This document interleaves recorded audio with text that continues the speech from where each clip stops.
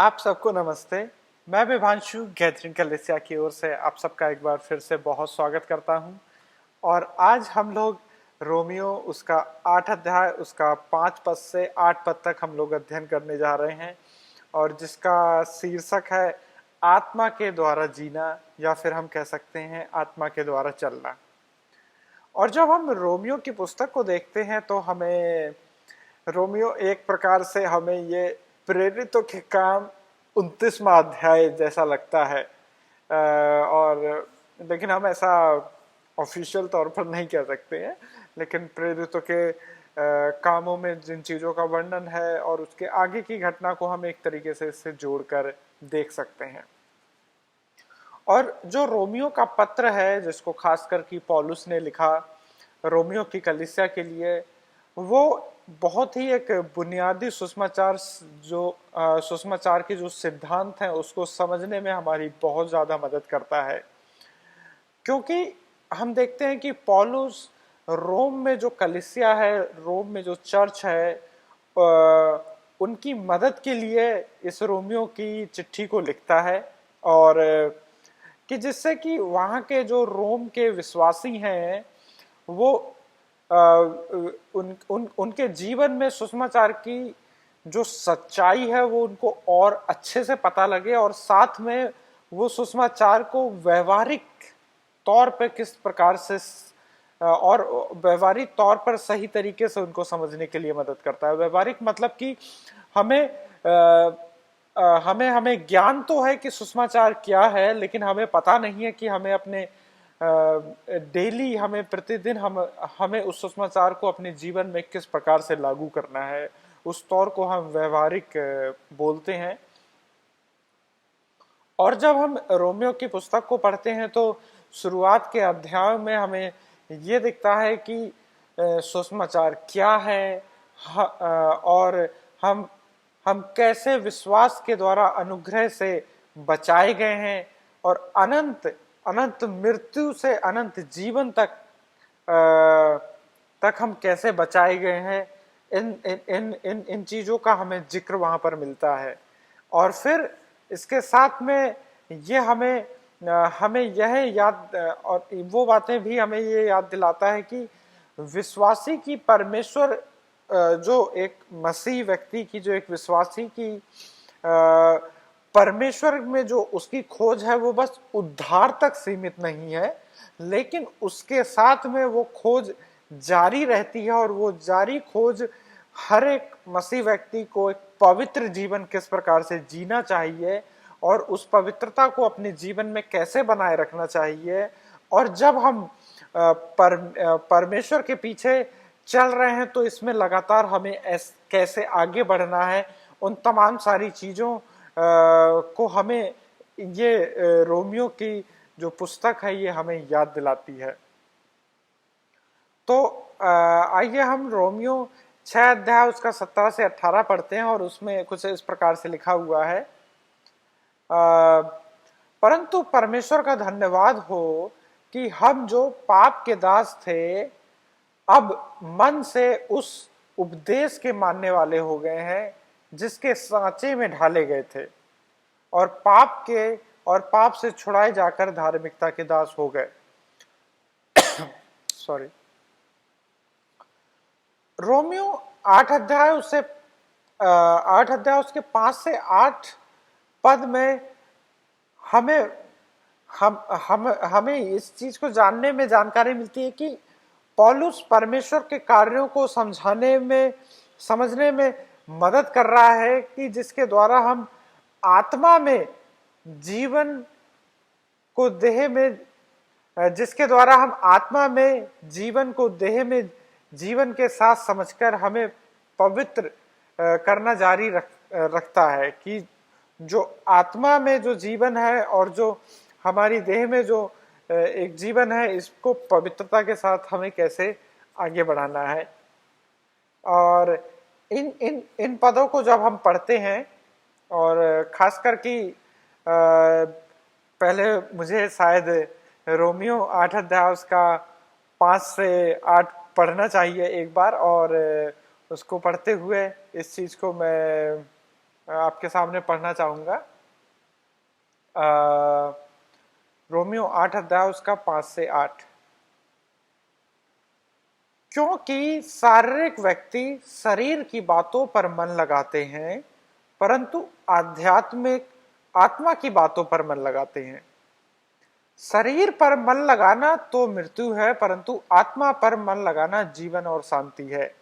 क्योंकि शरीर पर मन लगाना तो परमेश्वर से बैर रखना है, क्योंकि ना तो परमेश्वर की व्यवस्था के अधीन है और ना हो सकते हैं। और जो शारीरिक दशा में है वे परमेश्वर को प्रसन्न नहीं कर सकते। आइए हम प्रार्थना करें कि प्रभु इन वचनों को हमें समझने में मदद करे। धन्यवाद प्रभु, हम धन्यवाद करना चाहते हैं जो आज का वक्त और समय आपने हमारे जीवन में दिया है कि हम इस रोमियो 8 अध्याय इसके 5 से 8 को अध्ययन करने पाए। और हमारी प्रार्थना है कि आप हमारी मदद और अगुवाई करें कि इन वचनों को हम सीख पाएं, और जैसा आपका आत्मा हमें सिखाना चाहता है उस प्रकार से हम सीखने पाएं। ऐसी प्रार्थना है। आपका धन्यवाद और यीशु के नाम से मांगते हैं, आमीन। तो हमने रोमियो 8 अध्याय उसके 5 से 8 को पढ़ा, और इन पदों में हमें एक चीज का जिक्र मिलता है कि जो नए जन्मे विश्वासी को अपना मन आत्मा की बातों पर लगाना चाहिए। नए जन्मे विश्वासी का मतलब कि जिन लोगों ने प्रभु यीशु मसीह को पहचान लिया है और उनको उद्धारकर्ता के रूप में स्वीकार करते हैं। और जब हम अपने मन को देह पर लगाते हैं तो हम परमेश्वर को प्रसन्न नहीं कर सकते, बल्कि परमेश्वर इन सारी चीजों के द्वारा संतुष्ट भी नहीं हो पाएगा। और हमारे जीवन में जो परमेश्वर शांति लाना चाहता है, आनंद लाना चाहता है, वो हमारे जीवन में नहीं आ पाएंगी। और हम इन सारी चीजों को 3 बिंदुओं के द्वारा समझने की कोशिश करेंगे जो कि पौलुस ने इन पदों में जिक्र किया है। तो हम पहला जो बिंदु है वो ये है कि आत्मा में हमारा चलना इस बात का प्रमाण है कि हम धर्मी ठहराए गए हैं। रोमियो 8 अध्याय 5 पद। क्योंकि शारीरिक व्यक्ति शरीर की बातों पर मन लगाते हैं, परंतु आध्यात्मिक आत्मा की बातों पर मन लगाते हैं। तो जैसे हमने अपना पहला बिंदु बोला कि आत्मा में हमारा चलना इस बात का प्रमाण है कि हमें धर्मी ठहराया गया है। और वाकई में हम जब यीशु मसीह पर विश्वास करते हैं तो हम धर्मी ठहराए जाते हैं। और ये धर्मी ठहराए जाना, अगर हम धर्मी ठहराए गए हैं तो इस बात में हमें वाकई में इस चीज का प्रमाण है कि हम आत्मा के द्वारा हम चलें भी। और इस बात में हमें इस चीज का स्पष्ट अंतर दिखाई देता है कि हम बचाए गए हैं या फिर हम बचाए नहीं गए हैं। जब परमेश्वर ने, अगर हम थोड़ा और पीछे इस कहानी को लेके जाएं, तो जब परमेश्वर ने हमें बनाया तो परमेश्वर का इरादा था कि वो हमारे साथ दोस्ती रखे। वो हमारे साथ एक दोस्ती का जीवन जीना चाहता था।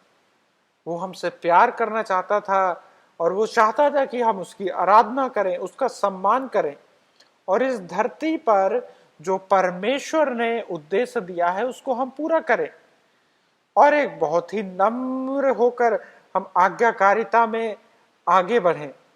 लेकिन जब हम इस कहानी को पीछे देखते हैं तो जब आदम और हव्वा, जो पहले स्त्री और पुरुष जिनको परमेश्वर ने सृष्टि किया था, वो परमेश्वर के विरोध में गए, उन्होंने पाप किया और परमेश्वर का क्रोध उनके ऊपर आ गया, जैसा कि रोमियो 5 अध्याय उसका 12 पद में लिखा हुआ है। इसलिए जैसा एक मनुष्य के द्वारा पाप जगत में आया और पाप के द्वारा मृत्यु आई, और इस रीति से मृत्यु सब मनुष्यों में फैल गई क्योंकि सब ने पाप किया। मेरे प्रियो, ये जानना हमारे लिए बेहद जरूरी है कि आज जो इस पृथ्वी पर जीवन इतना कठिन हो गया है, इस पृथ्वी पर जो इतना दुख और दर्द भरा हुआ है,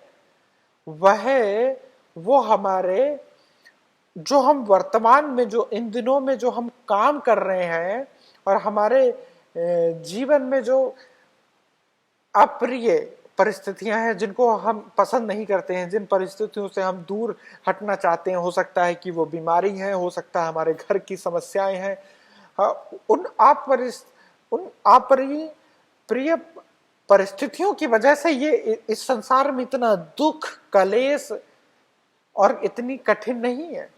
लेकिन इसका जो मुख्य कारण है वो ये कारण है कि परमेश्वर के साथ हमारा रिश्ता टूटा हुआ है और हम परमेश्वर से दूर हैं। जो कि हम देखते हैं कि आदम और हव्वा ने अदन की वाटिका में परमेश्वर के विरुद्ध जो पाप किया, उसका परिणाम आज हम देखते हैं कि परमेश्वर से मनुष्य का रिश्ता अलग हो गया। और परमेश्वर से मनुष्य का रिश्ता जब अलग हो गया तो इस संसार में दुख, कठिनाइयां और कलेश आ गए। पर ये उस चीज का परिणाम है। इस चीज को हमें समझना बेहद जरूरी है। लेकिन भले ही हमने पाप किया, हम परमेश्वर के विरोध में गए, परमेश्वर के साथ की जो हमारी मित्रता थी हमने उसको तोड़ दिया, परमेश्वर से कभी भी वफादार नहीं रहे, लेकिन फिर भी परमेश्वर हमारे लिए वफादार बना रहा और पीढ़ी दर पीढ़ी वो हमारा पीछा करते हुए आया है। और हमें उसे जानने और उसके साथ संगति करने के लिए परमेश्वर ने पूरा प्रावधान, पूरा प्रयोजन भी किया है।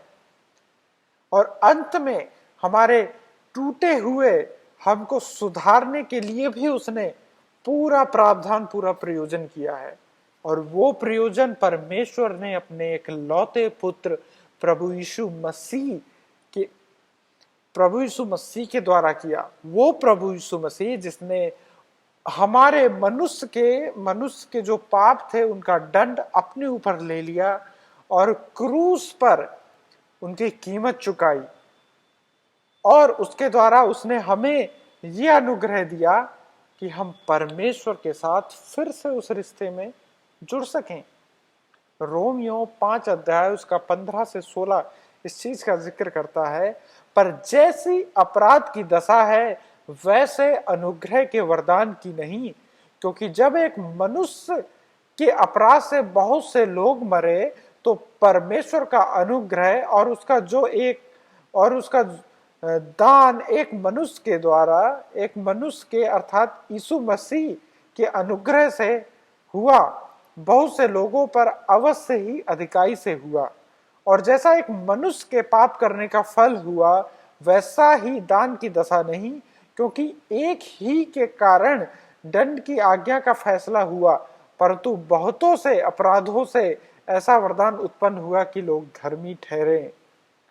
परमेश्वर के अनुग्रह और दया जो परमेश्वर ने हमारे ऊपर किया है, हमें किस तरीके से उसका उत्तर देना चाहिए, हमें किस तरीके से रिस्पॉन्स करना चाहिए, हमें किस तरीके से उसमें आगे बढ़ना चाहिए, उसके लिए हमें परमेश्वर जो हमें अगुवाई करता है, हमें अपने पापों का अंगीकार करना बेहद जरूरी है और पश्चाताप करना चाहिए और यीशु मसीह और उसके क्रूस पर किए हुए कार्य पर हमें भरोसा करना है। तो हम उसके परिवार में, परमेश्वर के परिवार में स्वीकार कर लिए जाते हैं और परमेश्वर हमसे प्रेम करता है, परमेश्वर अपने परिवार में हमारा स्वागत करता है। और एक कितना ही अद्भुत विशेषाधिकार हमें मिलता है। हम परमेश्वर से दूर थे, लेकिन यीशु मसीह के कार्य के द्वारा हम परमेश्वर के निकट आ गए हैं। ये कितनी ही बेहद एक सुंदर बात है हमारे लिए।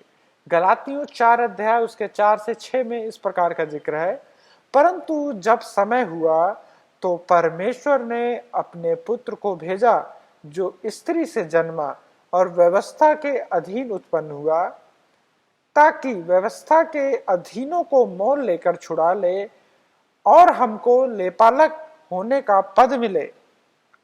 और तुम जो पुत्र हो, इसलिए परमेश्वर ने अपने पुत्र के द्वारा अपने पुत्र की आत्मा को जो हे अब्बा हे पिता कहकर पुकारता है, हमारे हृदय में भेजा है।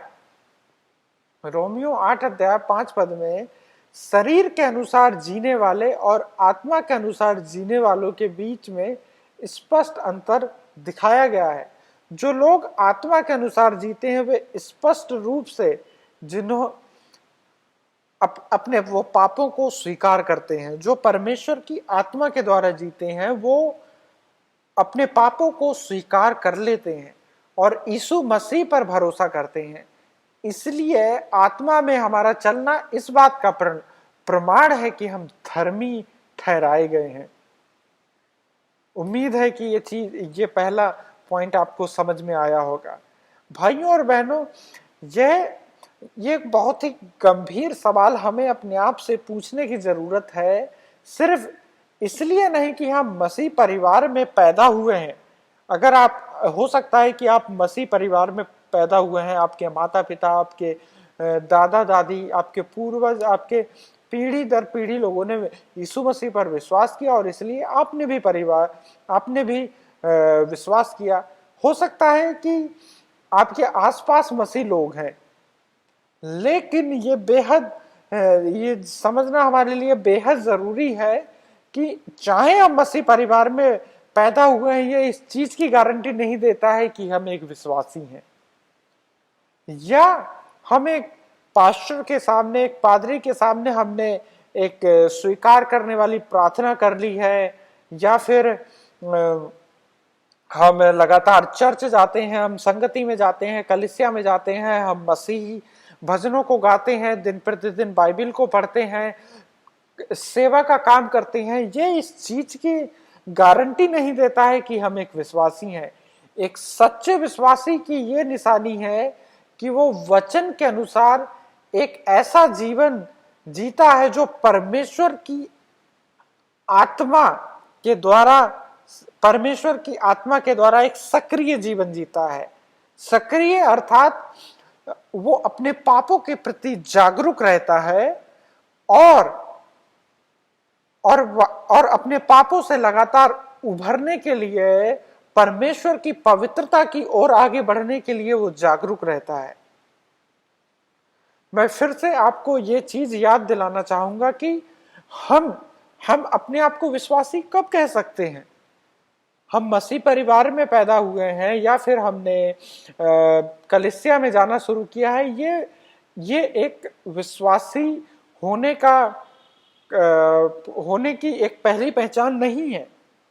हमारी पहली पहचान एक विश्वासी होने की ये है कि हमने पाप किया है और हम परमेश्वर से दूर हैं। हमें इस चीज की जानकारी, हमें इस चीज का अंगीकार करना जरूरी है। और यीशु मसीह को हम स्वीकार करते हैं कि यीशु मसीह के द्वारा हम परमेश्वर से जो दूर हो गए थे, हम यीशु मसीह के द्वारा हम परमेश्वर से एक रिश्ते में आए हैं और यीशु मसीह के द्वारा हमारे पापों की कीमत चुका दी गई है। तो इसलिए ये पाप की जागरूकता होना हमारे लिए बेहद जरूरी है। एक दिन नहीं, 2 दिन नहीं, दिन प्रतिदिन ये पाप की जागरूकता होना हमारे लिए बेहद जरूरी है। और इस प्रकार से हम अपने आप को एक सच्चा विश्वासी के तौर पे हम अपने आप को जान सकते हैं। और वाकई में यीशु मसीह के द्वारा हमारे बीच की जो खाई थी, जो परमेश्वर और मनुष्य के बीच की खाई थी, वो खाई पट जाती है और हम परमेश्वर तक पहुंच सकते हैं। और वाकई में ये चीज हमें ये जानने में, हमें ये सवाल लगातार अपने आप से पूछना चाहिए, बहुत ही गंभीरता के साथ ये पूछना चाहिए कि क्या मैं एक सच्चा विश्वासी हूं। और उसके लिए हमें सवाल पूछना चाहिए कि मैं पापों के प्रति कितना जागरूक हूं और मैं यीशु मसीह को मैं अपने पापों को अंगीकार कर रहा हूं या नहीं कर रहा हूं, और यीशु मसीह को मैं एक अपने उद्धारकर्ता के तौर पे स्वीकार लगातार कर रहा हूं, नहीं कर रहा हूं, मैं पश्चाताप में आगे बढ़ रहा हूं कि नहीं बढ़ रहा हूं, मैं पवित्र आत्मा जो मुझे पापों के प्रति जागरूक कर रहा है, मैं उसके प्रति कितना गंभीर हूं, नहीं हूं। लगातार हमें सवाल पूछना चाहिए। और दूसरा जो पौलुस इस 8 अध्याय के द्वारा हमें बताना चाहता है वो ये है कि देह पर मन लगाना परमेश्वर के प्रति शत्रुतापूर्ण है और मृत्यु की ओर लेकर जाता है। जैसा कि रोमियो 8 अध्याय उसके 6 और 7 में इस प्रकार से लिखा हुआ है, शरीर पर मन लगाना तो मृत्यु है, क्योंकि शरीर पर मन लगाना तो परमेश्वर से बैर रखना है, क्योंकि ना तो परमेश्वर की व्यवस्था के अधीन है और ना हो सकता है। परमेश्वर के प्रति शत्रुता का क्या मतलब है? इसका मतलब है कि हम परमेश्वर के विरोध में हो जाते हैं और उसे अस्वीकार करते हैं और उसकी आज्ञाओं का लगातार हम उल्लंघन करते हैं, लगातार उसकी आज्ञाओं को तोड़ते हैं। और इससे हम ये जान सकते हैं कि यदि हम लगातार एक ऐसा जीवन जी रहे हैं जो परमेश्वर के विरोध में जी रहे हैं और लगातार परमेश्वर को हम अस्वीकार कर रहे हैं और उसकी आज्ञाओं का उल्लंघन कर रहे हैं, तोड़ रहे हैं, तो ये एक स्पष्ट रूप में ये संकेत देता है कि हम परमेश्वर की आत्मा के अनुसार जीवन नहीं जी रहे हैं। परमेश्वर की आत्मा की जो सक्रियता हमारे जीवन में होनी चाहिए, हम उससे दूर है। क्योंकि जिस विश्वासी के जीवन में जब उसके आत्मा की सक्रियता होती है, तो वो भले से इस संसार में अपना जीवन जी रहा है, लेकिन उसके मन में एक युद्ध चल रहा होता है मांस और आत्मा का, और वो लगातार परमेश्वर के क्रूस पर चढ़ाए जाने को और मसीह में अपने आत्मसमर्पण को लगातार वो ध्यान करता है। लेकिन इसके विपरीत जब एक मनुष्य के जीवन में परमेश्वर की आत्मा की सक्रियता नहीं होती है, तो वो व्यक्ति इन चीजों से एकदम निश्चिंत होने लगता है। परमेश्वर अपने पापों के प्रति वो एकदम निष्क्रिय हो जाता है। उसको फर्क नहीं पड़ता है कि वो किस प्रकार के पाप कर रहा है, उसको फर्क नहीं पड़ता है कि परमेश्वर का वचन उसे क्या सिखा रहा है, उसे फर्क नहीं पड़ता है कि मसीह भाई बहन उसको किस बात के लिए जागरूक कर रहे हैं, उसे फर्क नहीं पड़ता है। वो अपने जीवन में एकदम खो जाता है और अपनी इच्छा, अपने मन के अनुसार केवल जीने की वो इच्छा रखने लगता है। और इस प्रकार से हम कह सकते हैं कि वो मनुष्य अपने मन को देह पर लगा रहा है, अपने शरीर पर लगा रहा है, और शरीर की जो पापी इच्छाएं हैं उनको लगातार संतुष्ट करने के लिए आगे बढ़ रहा है। चाहे तो वो उसकी शारीरिक इच्छाएं हैं, चाहे तो उसके अंदर जो फीलिंग्स हैं या उसके अंदर जो भावनाएं हैं, उनके लिए वो लगातार आगे बढ़ रहा है। और इस प्रकार का जीवन परमेश्वर के विरोध का जीवन है और वो केवल और केवल हमें अनंत मृत्यु की ओर लेकर जाता है। इस चीज का हमें जानकारी होना बेहद जरूरी है। प्रियो, इस चीज को हम विचार करें कि हमारे लिए क्या महत्वपूर्ण है और हम शरीर की बातों पर कितना महत्व देते हैं। क्या हम जो अनंत काल की जो स्वर्गीय वस्तु है, क्या हम उन बातों की बिल्कुल भी चिंता नहीं करते हैं? क्या हमारे और शायद हम अनंत काल की जो चीजें हैं, अनंत काल की जो वस्तुएं, उन बातों की हम चिंता इसलिए नहीं करते हैं क्योंकि हमारे दिल में जो यीशु मसीह के लिए सही जगह होनी चाहिए वो शायद नहीं है। पौलुस हमें इस चीज को परखने के लिए हमें याद दिला रहा है कि परमेश्वर के सामने हमें ईमानदारी से रहने के लिए वो कहता है, वो हमें उत्साहित करता है। कुलिसियों उसका 1 अध्याय उसके 21 पद में पौलुस कहता है, हम एक समय में विरोधी और शत्रु थे, बुरे काम करते थे। वो हमारे पिछले पाप में जीवन के बारे में ये सारी चीजें बता रहा है। लेकिन अब जबकि हम विश्वास में हैं और पवित्रीकरण की प्रक्रिया में हैं, हमारे पास अभी भी परमेश्वर का विरोध करने और उसके आज्ञाओं को अस्वीकार करने और उसकी इच्छाओं का पीछा करने के हमारे अंदर वो अभी भी प्रवृत्ति है। वैसा मन हमारे अंदर अभी भी है। कई बार हम अपने जीवन में एक पैटर्न देखते हैं, एक लगातार जो हम कुछ घटनाएं के देखते हैं, जो हो सकता है कि आदतन हमारे जीवन में हम शरीर की इच्छाओं के पीछे एकदम दौड़ते हैं, और हो सकता है उसका कारण है कि हम अपने जीवन में ढेर सारा आराम चाहते हैं, हम बहुत ढेर सारा मौज मस्ती और पैसा चाहते हैं, और या हम दूसरों पर अधिकार जताना चाहते हैं। हो सकता है इन चीजों को हम लगातार अपने जीवन में देख रहे हैं, और हमारे पास जो भी एनर्जी है, हम जितनी भी ताकत है, और जितना भी हम इन सब चीजों के पीछे लगाना चाहते हैं, लेकिन इन सब चीजों के पीछे जब हम अपनी ताकत, अपना पैसा, अपना समय भी लगा रहे हैं, लेकिन उसके बाद भी हम अपने जीवन में, हम अपने मनों में बहुत ही टूटेपन को महसूस कर रहे हैं, हम लगातार असफलताओं को महसूस कर रहे हैं, तो हम इस चीज को समझ सकते हैं कि हमारा जीवन कितना अर्थहीन है, उसका कोई मतलब ही नहीं बन रहा है। हम अपनी पूरी ताकत, अपना पूरा पैसा, अपना समय, सब कुछ लगा रहे हैं, लेकिन फिर भी हमारे जीवन में कोई संतुष्टि नहीं है, हमारे जीवन में कोई आनंद नहीं है। तो ये कितना ही अर्थहीन बात है।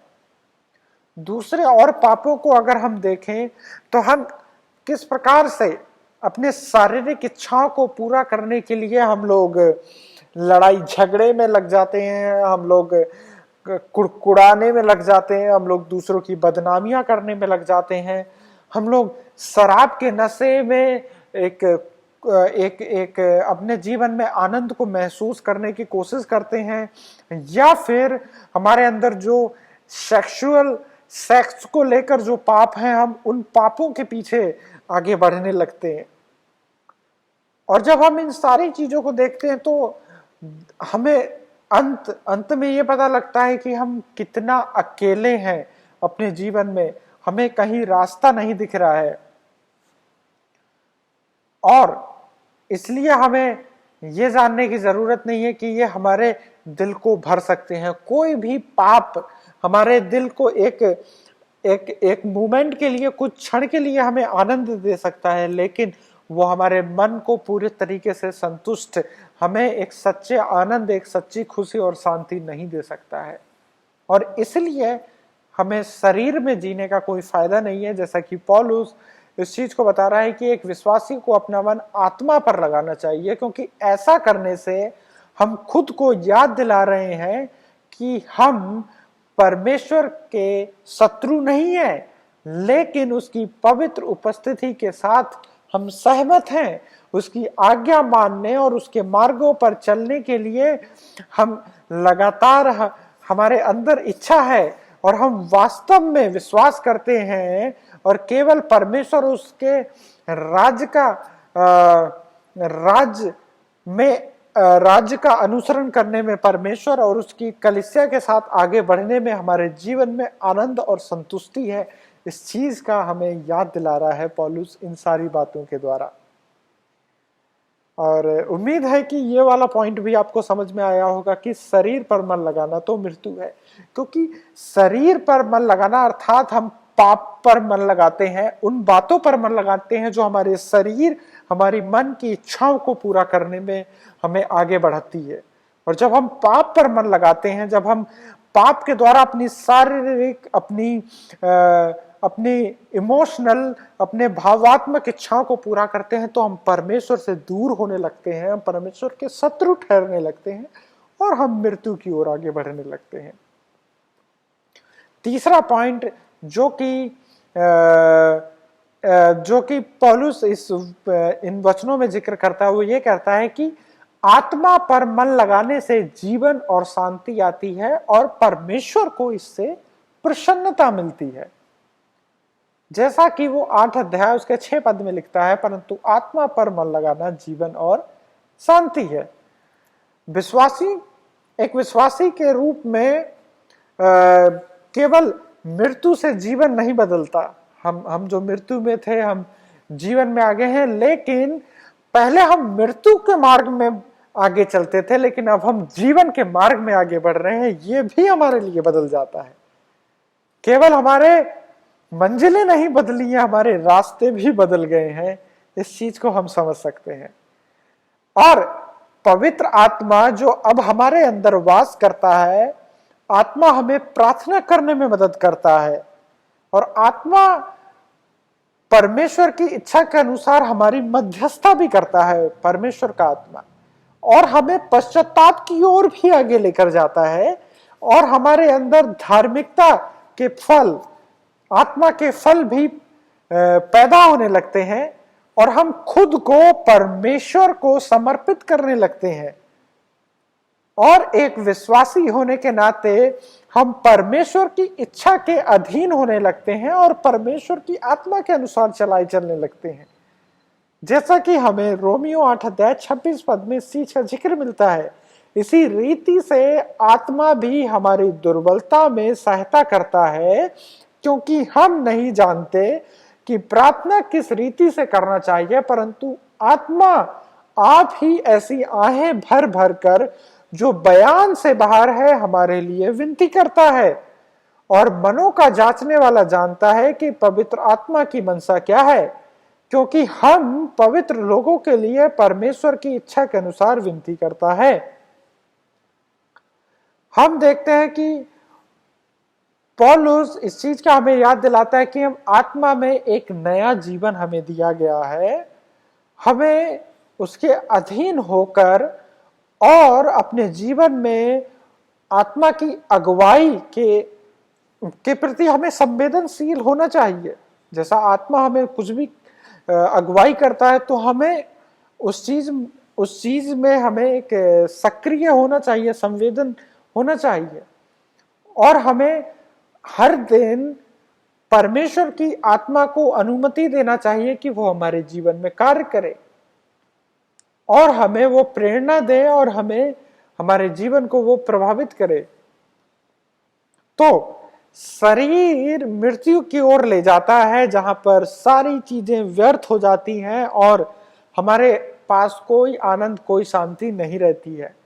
लेकिन आत्मा हमें जीवन के भरपूर आनंद की ओर लेकर जाता है, और हम लगातार अपने जीवन में आत्मा के फल, प्रेम, आनंद, धीरज, कृपा, भलाई, संयम, शांति, इन सारी चीजों को हम लगातार अपने जीवन में अनुभव करते हैं।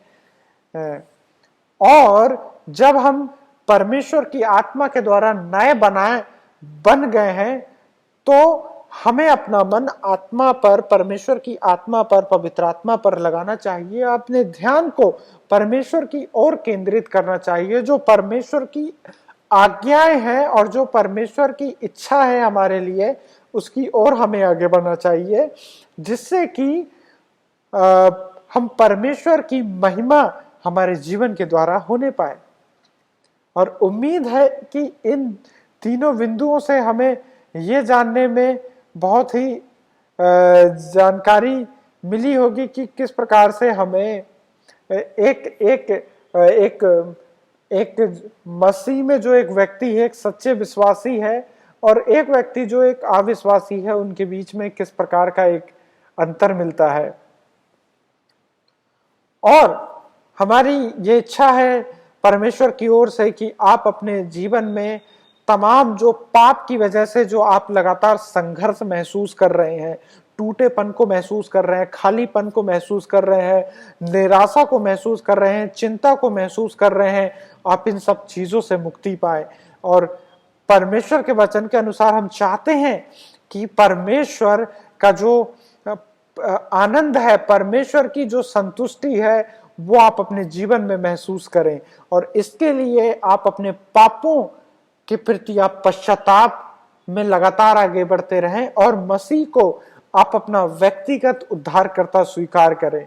और एक विश्वासी होने के नाते दिन प्रतिदिन हमें सुसमाचार को याद करना चाहिए। सुसमाचार को याद करने का मतलब है कि हमें अपने पापों के प्रति जागरूक होना चाहिए, अपने पापों को अंगीकार करना चाहिए और मन फिराव में आगे बढ़ते रहना चाहिए। और पर जो यीशु मसीह ने जो क्रूस पर अपने बलिदान को दिया है, उसे हमें लगातार याद करना चाहिए और अपने जीवन को जैसा आत्मा हमें अगुवाई करता है उसकी ओर हमें लगातार आगे बढ़ना चाहिए।